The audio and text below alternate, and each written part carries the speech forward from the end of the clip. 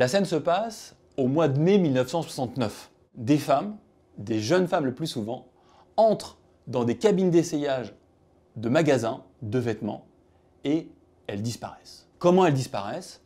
Elles s'évanouissent, parfois en se faisant piquer le pied par des aiguilles mises dans des chaussures qu'elles essayent. On raconte à l'époque qu'elles disparaissent selon un chemin très particulier. Elles disparaissent dans les sous-sols des grands magasins. On les amène discrètement sur la Loire. De la Loire, dans des sous-marins, elles partent vers l'océan et elles disparaissent pour être probablement prostituées ailleurs dans le monde, en Amérique latine ou dans les pays du Moyen-Orient. Une véritable traite des blanches. Cette histoire, elle va prendre une dimension extraordinaire en quelques jours. Un ami vient me voir en me disant « Ma fille a appris au lycée qu'il se passe de drôles de choses chez toi. » Je dis « Qu'est-ce qui se passe ?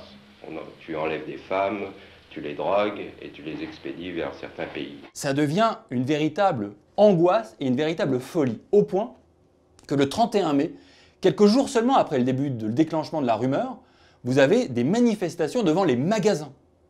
On demande des comptes aux commerçants. Nous nous trouvions devant une véritable cabale. Ce qui devient passionnant dans cette histoire, c'est que les commerçants sont juifs. Et il y a une dimension antisémite à ce qui est en train de se jouer. C'est les magasins des juifs qu'on veut cibler. C'est les juifs qui ont organisé cet esclavage moderne. Je sais que de toute manière, j'aurais pu essayer une robe chez les juifs. Ce qui renvoie aussi à une vieille idée, une vieille rumeur aussi, historique, que les juifs seraient ceux qui auraient le plus bénéficié de l'esclavage et de la traite négrière. Jamais aucune jeune fille n'a disparu dans une cabine d'essayage. Il y a eu des enquêtes de fait. La police l'a même évoqué publiquement. Mais le fait que la police l'évoque publiquement n'a pas éteint la rumeur. Parce que les gens se sont dit, les juifs ont acheté le silence de la police. Donc ça va durer encore quelques temps, et puis, de fait, de manière très rationnelle, on ne va trouver aucune famille qui revendique la disparition d'une de ses filles. On ne va reconnaître personne qui connaît vraiment directement quelqu'un, parce que tout le monde connaît quelqu'un qui connaît quelqu'un qui connaît quelqu'un qui a disparu. Et donc en fait, en une quinzaine, 3 semaines à peu près, 2 jours, la rumeur va s'éteindre, va désenfler. Mais ça a été quelque chose d'extraordinaire, c'est resté dans la mémoire collective comme étant la rumeur d'Orléans, et si c'est resté autant peut-être dans la rumeur, dans notre imaginaire collectif, c'est pas uniquement en raison du caractère extraordinaire de ce qui s'est passé, c'est aussi parce qu'il y a un sociologue très connu, Edgar Morin, qui a posé ses valises à Orléans et qui a mené une grande enquête sur ce qui s'est passé. Il s'est installé et pendant plusieurs temps, il a interrogé les gens pour comprendre ce qui s'est joué à Orléans ce jour-là.